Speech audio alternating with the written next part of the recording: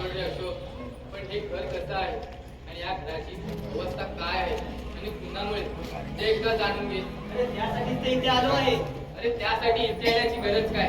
अरे तुझी बहीण तुझ्याकडेच गेली आहे ना, तिने सगळंच सांगितलं असेल. हो, पण ती एक बाजू झाली आणि वादाच्या मुलाशी जायचं असेल ना तर दुसरी बाजू पण तपासायला नव्हे. तू तुझ्या बहिणीला अरे चांगलं ओळखत असताना अरे दुसरी बाजू तपासायची गरज काय म्हणतोय मी. का यामध्ये मेघनाचा चुकत आहे असं म्हणायचं आहे का तुला? अर्थात यामध्ये मेघनाचीच मोठी चूक आहे. अरे असेल, पण 100% म्हणता येणार नाही. अरे बरोबर आहे रे, भाऊ आहे तिचा, तुझ्याकडून या उत्तराची अपेक्षा होती मला. पण तुझ्याकडून ही अपेक्षा नव्हती. मी तिचा भाऊ आहे म्हणून तिला पाठीशी घालतोय असा समज झालाय का तुझा? आता माझा समज झालाय, हा तुझा गैरसमज आहे. अरे तुझी बहीण किती चुकते त्यापेक्षा ती किती बरोबर आहे हे सिद्ध व्हायला आलायस ना.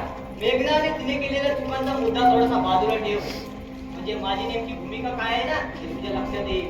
अशोक, संबोधन नाही मी. केवळ ती माझी बहीण म्हणून तिला पाठीशी घालायचं असतं ना तर रागाने माहेरी आलेल्या मेघनाला आत्ताच्या आता निघून जा असं सांगितलं नसतं. म्हणजे मेघनाने दिनेश तुझ्याकडे नाही मग गेलं तरी कुठे? कदाचित ऑफिसला गेले असतील. माझ्या आधी सुटून सकाळी बाहेर पडले ते. माणुसकीचा भाग म्हणून रात्री निघून जा असं आम्ही त्यांना सांगू शकलो नाही. अशोक, मग तू इथे येण्याचं कारण नाही कळलं? मला आई बाबांना आणि मदन दादाला भेटायचं आहे.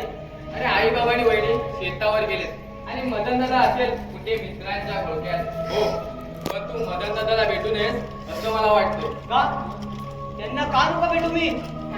अरे कारण मला नाही वाटत तो तुझ्याशी सरळ बोलेल. अरे उगाच अपमानच करेल तुझा. अरे त्यातून जर काही चांगलं होणार असेल ना तर अपमानही सहन करेन मी. अरे मदन दादाकडून चांगल्याची अपेक्षा करणं चुकीचं आहे रे. अरे गप्प राहून पण चालणार नाही ना. जर काय करायचं असेल ना तर त्या हरामखोराचा बंदोबस्त करायला हवा. गौतमचा बरोबर ना? करेक्ट, म्हणजे तुला सुद्धा माहीतच आहे. अरे त्या हरामखोराला चांगलं चुरकून आहे मी. त्याची या घरावर राग असण्याची 3 कारणे आहेत. काही वर्षांपूर्वी पहिल्या मीटिंग मध्ये शामराव बाबांनी त्याचा अपमान केला असं त्याचं म्हणणं आहे. दिनेशच्या प्रेमात पडलेल्या मेघनाला त्याला मिळवता आलं नाही याचंही शल्य मत त्याच्या मनात आहे. आणि सर्वात महत्वाचं म्हणजे वीणा वहिनीशी असभ्यतेचं वर्तन केल्यामुळे वीणा वहिनीचं त्याच्या कानाखाली जाल काढला आहे ना हेही तो विसरू शकला नाहीये. आणि म्हणून तो या घरावर सुडूपत आहे. पण हे यांच्या लक्षात येत नाही आहे ना. आई अशोक, हे या दोघांना काहीच माहिती नाही. गौतमचं इथे येणं आणि वागणं दिनेशला सुद्धा आवडत नाही हे खरं आहे. पण तो त्या सर्व गोष्टींना जबाबदार आहे हे त्याच्या लक्षात लावून द्यायला हवं. हेच काम आपल्या दोघांना करायचं आहे. त्या हरामखोराला अख्ख्या गावासमोर पुढा पडावं लागेल आपल्याला. आता या घराची तर गावभर झाली आहे ना ही सावरा. मला झाला तू इथे झाला नाहीतर तुलाच भेटायला आम्ही आलो होतो. भेटायला की गाठायला प्रयत्न सुद्धा करू नका. आता काहीच उपयोग होणार नाही. अरे भ्रम आहे का तुझा? ही चुकीच्या माणसाचा शेवटा कधीच चांगला नसतो आणि तो लवकर होतो. आईला शिक्का पण मारत माझ्या नावाचा. आता माझा शिक्का मारलाय. लात मारून बाहेर काढणार ती. या घराला आगमनाचं काम का केलंयस ना त्या आधी सांग. लाथ मारून तुम्ही मला घराच्या बाहेर काढणार? काय आग लावली नाही, ती फक्त लागली. मी फक्त चिंची टाकायचं काम केलं. पण का? काय ते विचारू नकोस. राहुल, अरे याच्याशी बोलत काहीच अर्थ नाहीये.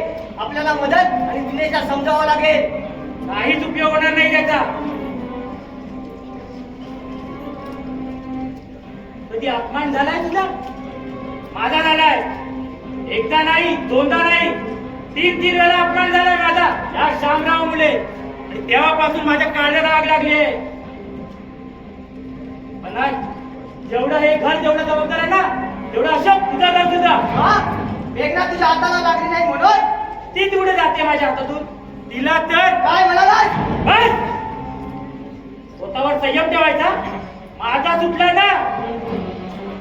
आधी तुझी मजबूत करून आता माझा आहे. या घरापासून दूर राहायचं नाहीतर यापुढे काय होईल ना ते तुला सुद्धा कळणार नाही. घाबरला मी? घाबरला? काही म्हण. आल्या येणा समजतो मला. येणा समजतो. तुला या आधी काय सांगितलं आहे ते केलं आहे का की वेगळ्या पद्धतीने समजावू? याच्या आईला हा आता माझ्या डोक्यात जायला लागला. हा मरणार माझ्या हातून. अरे मला नाही वाटत तसा, कारण दिवस आता तुझे पडले आहेत. अरे तू घर फोडण्याचं काम केलंस रे, पण एक दुसऱ्यांपासून त्यांची मनं सुद्धा तोडली आहेत. त्यामुळे तुला माफ करून कसं चालेल? मग मला मारणार तुम्ही? नाही, जिवंत जाळणार अरे हा कोण? रावण, काय चाललंय तुझं? अरे माझ्याच घरात येऊन माझ्याच मित्राच्या घरात टाकण्याचा प्रयत्न करतोस? अरे तुला लाज वाटायला हवी. मी अजूनही माणसावर त्याला चूक करतात मदन दादा. ए, तुला इथं बोलायची काही गरज नाही. आणि तू आहे ना पाहुणा आहेस, पाहुण्यासारखं राहायचं, आपल्या मर्यादेमध्ये राहायचं, समजलं? हे आमचं घर आहे असं म्हणाला असतास ना तर अगदी शोभून दिसलं असतं. आणि राहिला प्रश्न माझा, तर मी अजूनही कोणत्याच मर्यादा ओलांडल्या नाही अरे आहे. धाडस पण करू नको तू. आणि तुला ते मागायचं आहे, समजलं? दादा काय म्हणतोय काय तू? ए, तुझा शहाणपणा नकोय मला. आणि तू कोण आहेस रे? कोण आहेस तू?